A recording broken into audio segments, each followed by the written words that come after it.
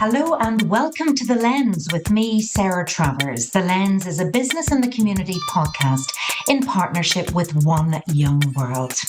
Welcome to our guests today. They are Catherine Dolton, Chief Sustainability Officer at IHG Hotels and Resorts, and Anouar Ouali, Senior Associate at PwC.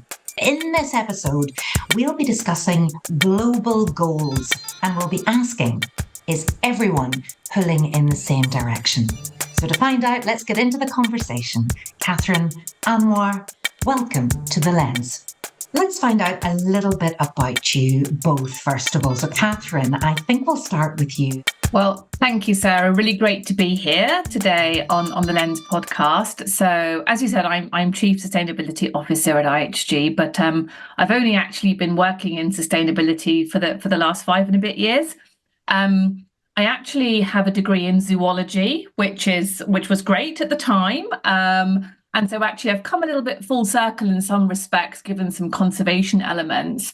But I trained as an accountant at EY, and I actually joined IHG, or its predecessor company, over 20 years ago in internal audit, before actually transitioning to investor relations, where I spent about 10 years, so selling IHG's equity story. So very much a finance background. And then obviously there's been a lot of talk about ESG amongst our investors. And I was at the point in my career where I was looking to do something different. So I transitioned. I was very lucky to be given the opportunity to transition to lead the sustainability team at IHG.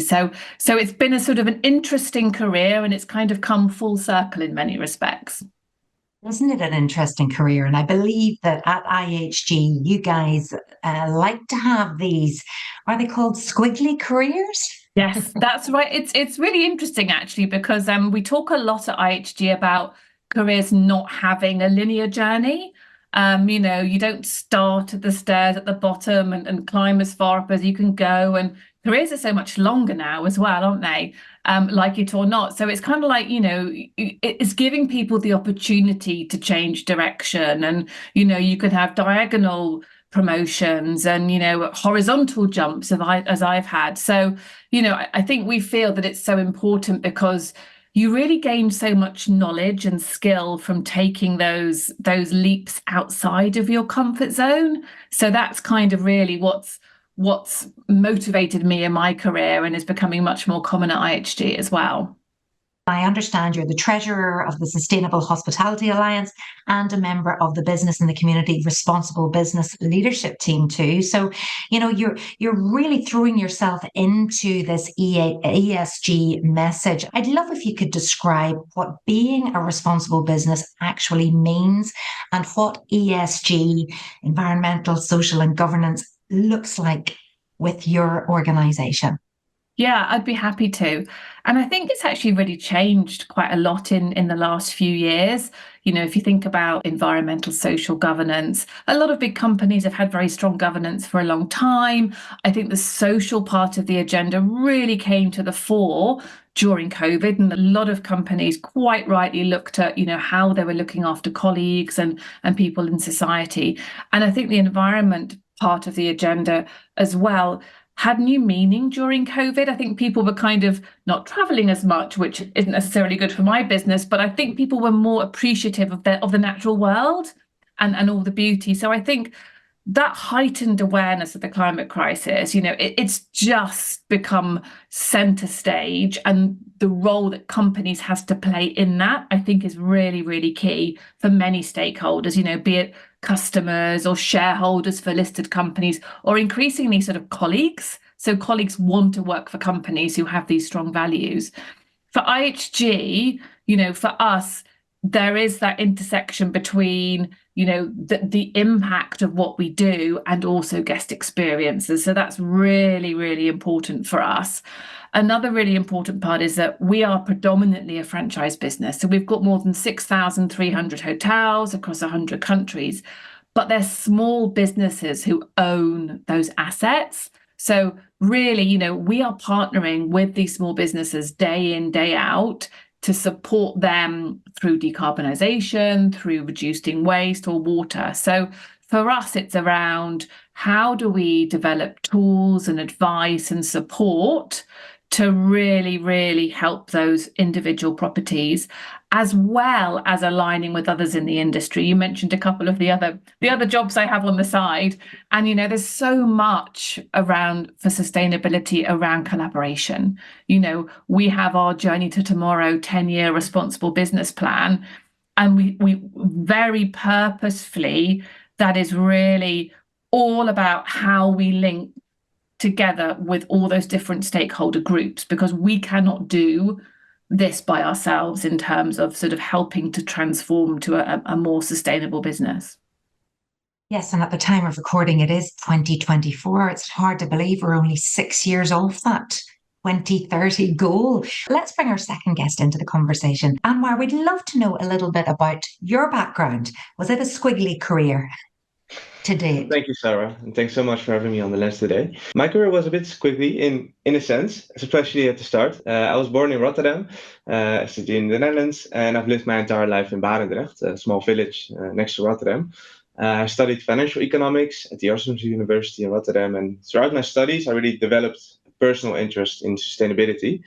Back then, the intersection between sustainability and economics was being studied. However, the topic was not as mainstream as it is today, of course.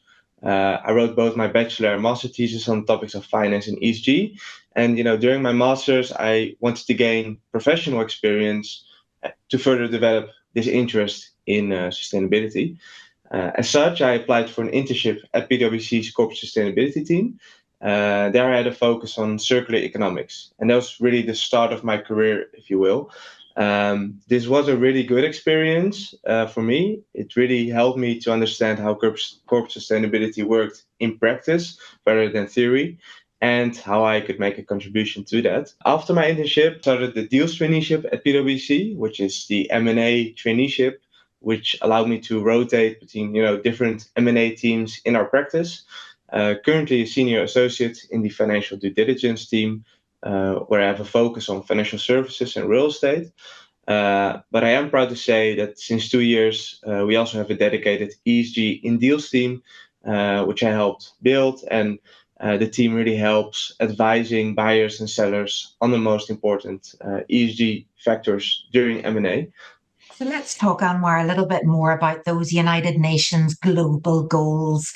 Let's just recap, on that big noise when those goals were launched back in 2015, with a focus on overcoming the big problems in the world, centering on things like no poverty, zero hunger, good health and well-being, sustainable cities, and climate action. There are 17 goals in total, so a lot there.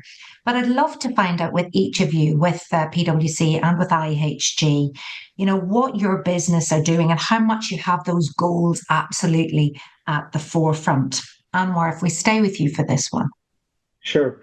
So at PwC, our purpose is to build trust in society and solve important problems. And our global ambition as a firm is to become net zero by 2030, which is more related to corporate sustainability. At PwC Netherlands, we do measure our impact on 4 ESGs. So the long-term ambitions and short-term targets have been set for these 4 SDGs, where SDG 5 and 10 reflect our ambition to create an inclusive working environment.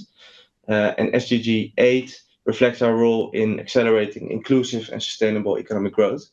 And 13 then is the ambition to have a positive environmental impact with our operations. And maybe to make it a bit more clear is on SDG 13, for example, climate action. I do really see transformation in our business with CSRD coming around and many of our clients having these new questions around corporate sustainability and ESG, and how PwC is transforming to be able to answer those questions and help our clients in the best way possible. I feel like we're pioneering in a sense. So ESG is different for every company. So we're talking about material ESG factors or the SDGs, which are most material for your business. So assessing what's material and assessing what the challenges are and possible solutions, I think that's really a new way of thinking in some sense. And the global challenges from the energy transitions to to poverty throughout the world. I mean, these are really big issues and challenges for society as a whole. So I don't think it's been easy, but it's been a very cool ride, to be honest. Yeah. And Catherine, with IHG and your journey to tomorrow for 2030, how much are those global goals at the forefront for you?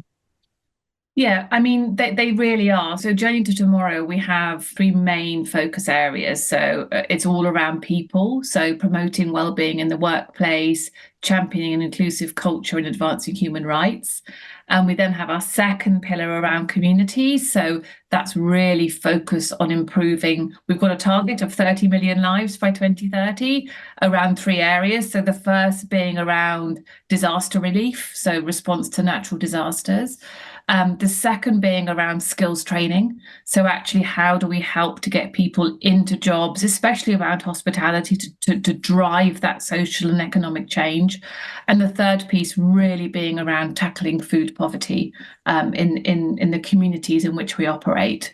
And then for our planet, we have sort of three separate buckets. So the first is all about reducing our carbon emissions in line with climate science. We have a science-based target as well by 2030. The second is all around waste. So for us, it's all around food waste, single-use items. And then thirdly, another big issue for the hotel industry is around water. So how do we reduce consumption? How do we mitigate water risk and deliver stewardship at that basin level? So we link back and we focus on specific SDGs associated with each of those pillars. But for me, the really big one is SDG 17, which is partnership for the goals. So, this is all about, I talked about the hotel owners that we partner with, but also it's about our colleagues. So a huge area of focus for my team is, and I think many sustainability teams in corporates is around how do we get the whole business behind these initiatives.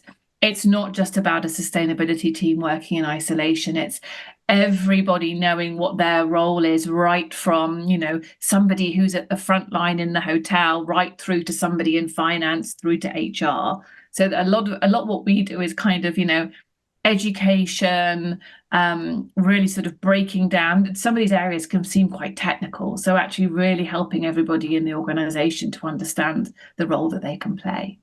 And with 2030 looming, do you find it's the big stick works or the softly and a little bit more carrot?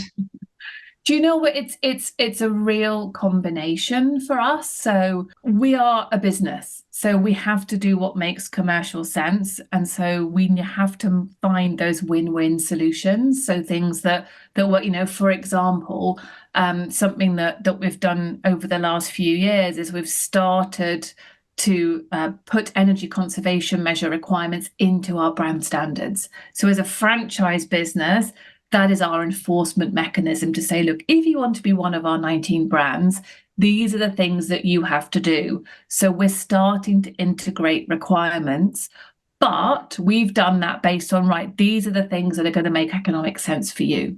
So it's kind of that, it's a combination, I would say, of some carrot, some stick, and providing sort of support for those at the same time. We have a number of different tools, as you might expect. So we have something called Green Engage, which is it's been in place actually for over a decade, and we're just about to relaunch a revamped version.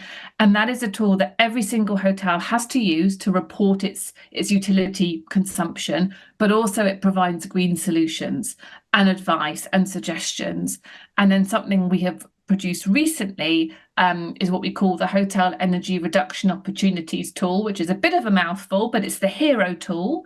And that was in response to, a lot of people, if you think about a Holiday Inn Express, for example, in North America, they don't have engineers on site. You've got the general manager who might be helping to change the beds and checking the guests in at the same time. So they're like, I've changed my lights to be LEDs. What next? I don't want to spend thousands of dollars on an energy audit.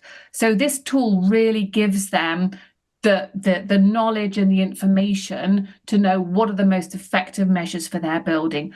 plus other things like, we've produced guidance on single-use items and food waste training. So it's all about those tools to support those owners.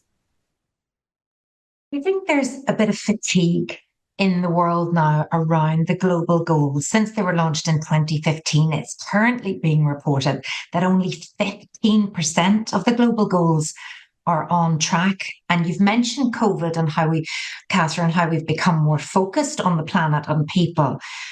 But also, we've got the cost of living now, we've conflict in the world, the climate crisis, everything. It's just too much. So, have we taken our eye off the ball a bit?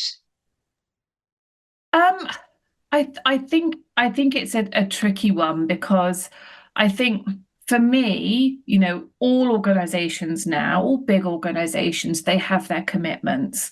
There've been a lot of commitments over the last few years. But for me, it's about now, how do we actually get things done? And really, that all comes down to how are we engaging, how are we being practical. So for me, it's one thing that we're really starting to think about is, how do you bring customers along on that journey? Just one small anecdote for you, which I love. If you think about food waste that I mentioned before, some of our hotels, they trialed smaller plates at breakfast. So this is kind of where you have a breakfast buffet. So they trialed having smaller plates, knowing that typically there is less food waste, because it's part of your room bill. You'll put less on your plate, therefore there'll be less waste. You can still go back as many times as you like. And so we did that. There was outrage. Customers were like, I'm being cheated. Then some signage was put up saying why we were doing it. And this is in the UK. And everybody was like, oh, of course, that makes perfect sense.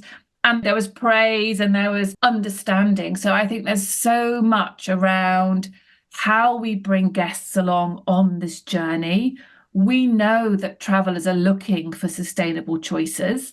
We are now starting to see that through our big B2B customers. They are wanting data on their stay because we form part of their goals, their travel. How do we empower guests more on this journey with us? Yeah, it's buying into that loyalty. I stay here because I like what they do, and I'm part of that change, and I understand why. Anouar, where do you stand on this, given that we're making insufficient progress on the global goals? That's a good question. I would say that every time that something big happens on the global stage, we become distracted from our goals. I mean, COVID was an accelerator to some of these goals because we were limited in travel, for example. But what I do think will help is regulation. So, for example, CSRD will help. That's one for sure. And maybe the other one is also more clarity on the goals. I mean, there's been a lot of terms. It's CSRD, it's ESG, it's sustainable development goals. I mean, it's a lot. And all these umbrella terms, they also create some sort of confusion, I think. Having a level playing field, and I think that the CSRD will help with that, will also help corporates at least to, get more focus on what is material and where should I focus on to become more sustainable in the business. Yeah, we need to make it easier for people, don't we, Catherine? Yeah, I was just going to jump in and say I do agree with Anouar that I think that we need to be able to cut. I think regulation helps to a certain extent, but I do also think there is so much coming at big companies. We call it the alphabet soup. There is so much regulation coming in, and it's it doesn't all quite align, and there's now teams of reporting folks, data folk are having to be stood up. And my concern is that gets in the way of actual action. Companies have limited budgets, and it is important to measure, it is important to report, but not if that is at the expense of action actually taking place. And that's my concern. Yeah, Anouar, how do we deal with this? These teams of data analysts tracking, governing, strong governance, accountability. Is that working? These are all good questions again, but maybe this has been said more often, but AI is helping in this. Also within our own business, I see that we're doing a bit less data crunching and spending less time on what is less important, so that we can focus on what's more important. I do think we need to give it time in order for us to be able to measure these important things. Our material sustainability goals are important. Once we have that in place, I think we can accelerate. And maybe to finish, a last note on that is also young professionals are really keen to make a good contribution. So I think everybody's looking at a way to contribute, and at least we do not know exactly how to. But I am hopeful that if we give it a bit more time, and with these innovations in AI and young professionals being willful to contribute, that we will be able to make real progress here. So it was being innovative and showcasing a return on investment as well, making financial sense too to do this. That always appeals to businesses. It has to, Sarah. It's absolutely key is being, as I said, being able to show that win-win. These are, big businesses who need to drive the change. They are commercial organizations, but I do also think there is a big role for government to play here as well. If I think about our business, our small, medium enterprises, the role of incentives, the role to help make some of these solutions more commercially viable is absolutely key. So that's something that we're doing a lot of, is how do we work with governments to try and get policies and incentives in place to try and make this change a bit smoother. And that is interesting because you're working in so many different countries with so many different jurisdictions, and some maybe have those UN global goals as a priority and others not so much for various reasons. Yeah, that's right. And so, something we're doing now is, we did a lot at a group level. As I said, as we're doing more around trying to empower our operations teams to take responsibility and lead on this, we've developed much more regional strategies. So it's actually saying, look, you know what, there are some markets where you can just go faster. Places like Europe, where there is more legislation, where there's more demand from customers, where there are differences in financing for, greener assets, that is much easier. So how do we go at different paces in different markets is sort of what we're going with now. In fact, Catherine, that you talked about those kind of three pillars, if they're the key areas around people, communities, carbon, energy, and wastewater. How did you fine tune those? People would be very interested with how you came up with things like disaster relief, which again, in one jurisdiction is a massive issue. And in another, they go, oh, that's not something we've given much thought to. Yeah, well, we have done for several years, we've done sort of materiality assessments, which we're going to be redoing again with CSRD in a much bigger way. But, so that's at the center of that is just understanding what is important to our business and to our stakeholders. And for us, actually, everything feeds up to that community pillar, because we are hotels are often at the heart of their communities.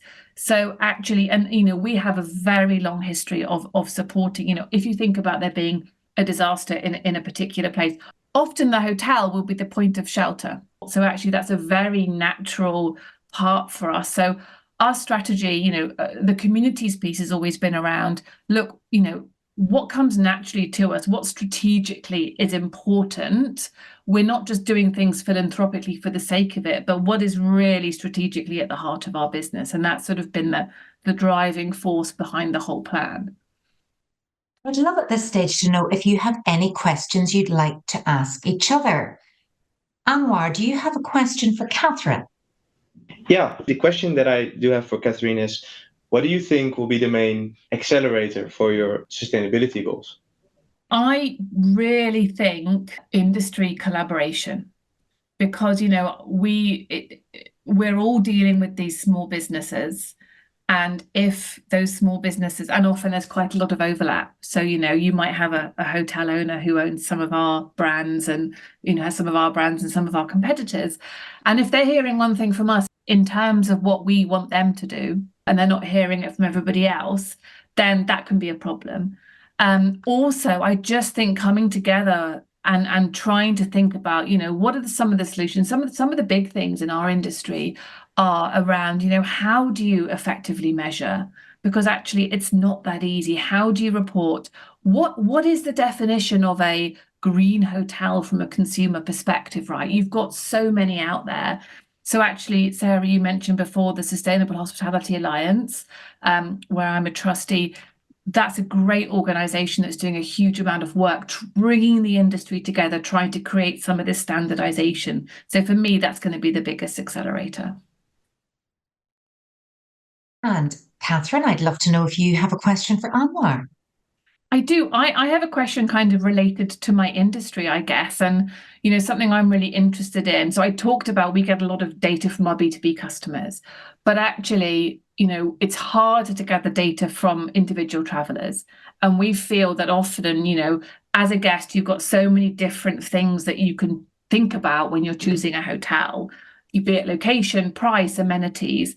How do you think, and being a younger person, how important is it to you when you're making decisions around travel, those sustainability elements? As a young person, budget is of course a factor. However, when I look at a hotel in a city that I'm traveling to, then I wouldn't like to be, dependent on a car or any other means of transportation beside of that. So I like to be at the center of things, so I don't have to travel much more than that. So being in a good location is definitely one that's important. And yeah, I do appreciate all the efforts that hotels are doing in sustainability wise. But I think those are the two main points of focus for me when I'm choosing a hotel. Yeah, it's interesting. I had a follow-up. I know actually you asked me around what I thought would be, key points to accelerate the transition. From the work that you do with businesses, what are some of the key things that you think could be accelerators? I think the energy transition is one. I mean, that really makes companies transform their businesses. Also, societal pressures. I mean, from society as a whole, we would like to see sustainable investments rather than unsustainable ones.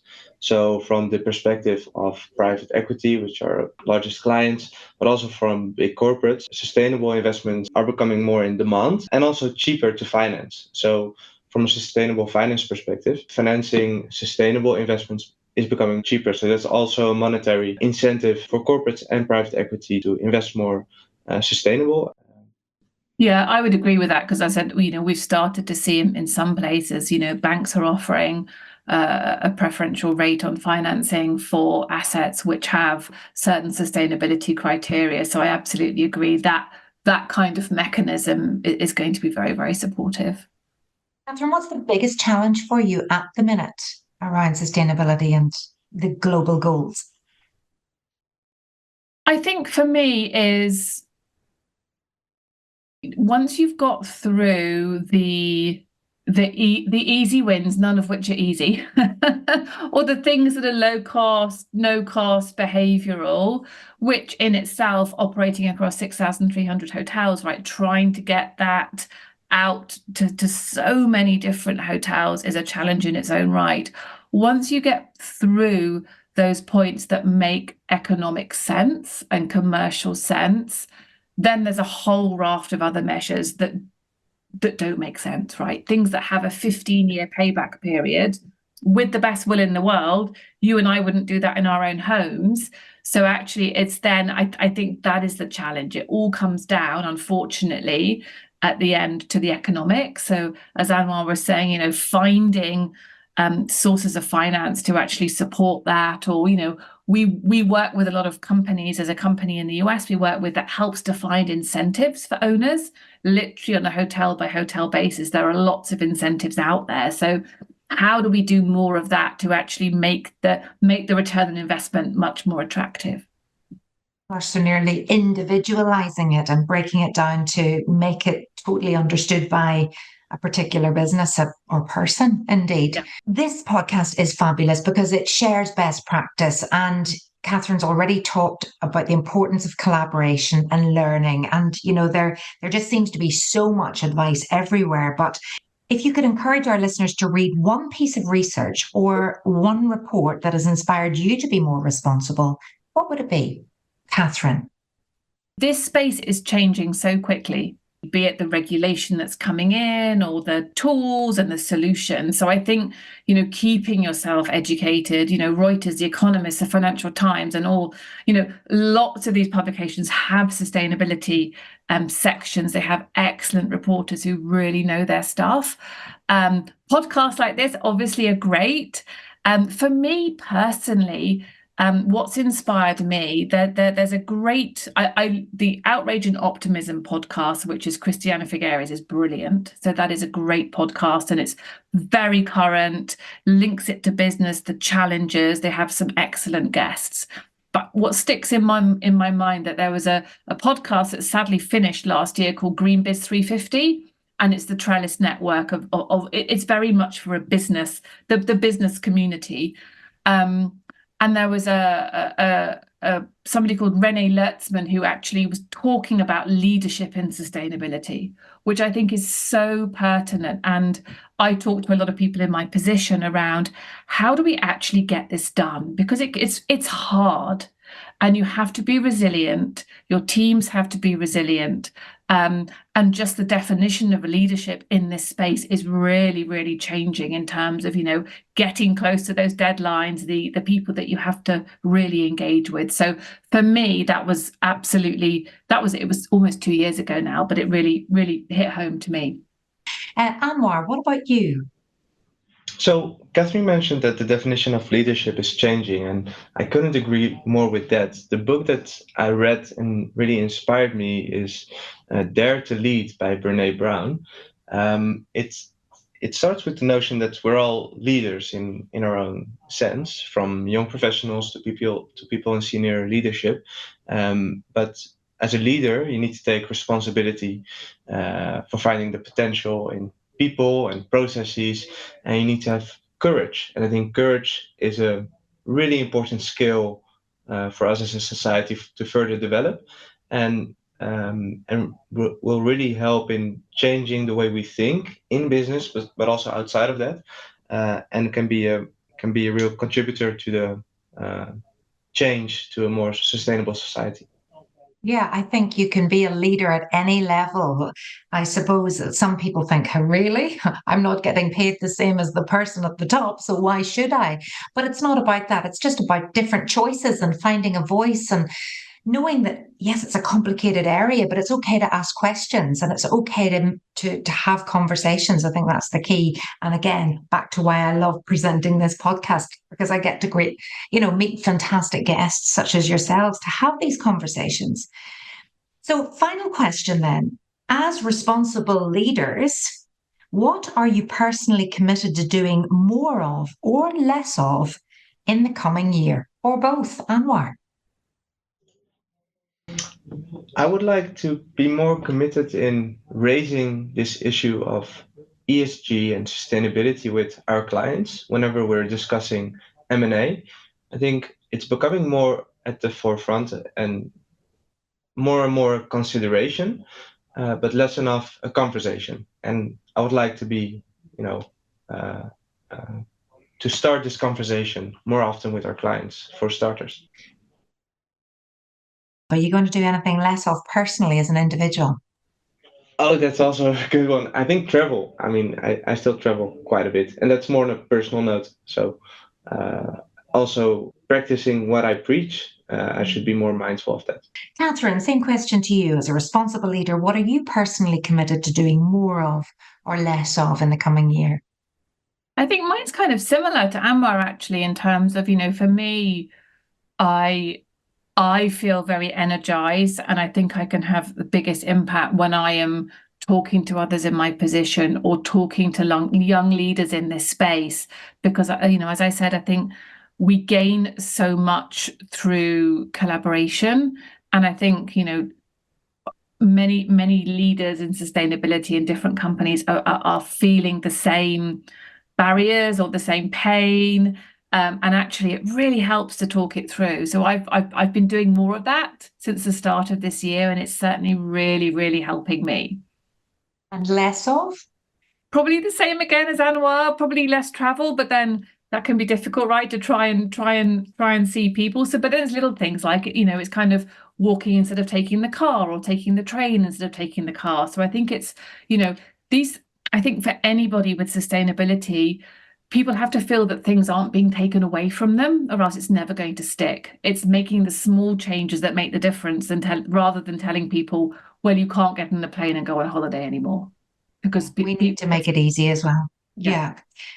Catherine and Anouar, thank you so much for joining us for this great discussion all around these global goals. And thank you for sharing your experiences and your insight into what's working and what we could be doing more of. Definitely a little more government support would help. I hope you've enjoyed tuning in, everyone. You have, of course, been listening to The Lens with me, Sarah Travers. And remember, if your business would like help with developing its ESG actions and impacts, and you'd like to find out more about the global goals, or you're keen to go faster, braver and bolder to become more responsible, then please do visit www.bitc.org.uk. There's a toolkit on there all about strategy, and it's fabulous. Thank you so much for listening, and do tune in next time.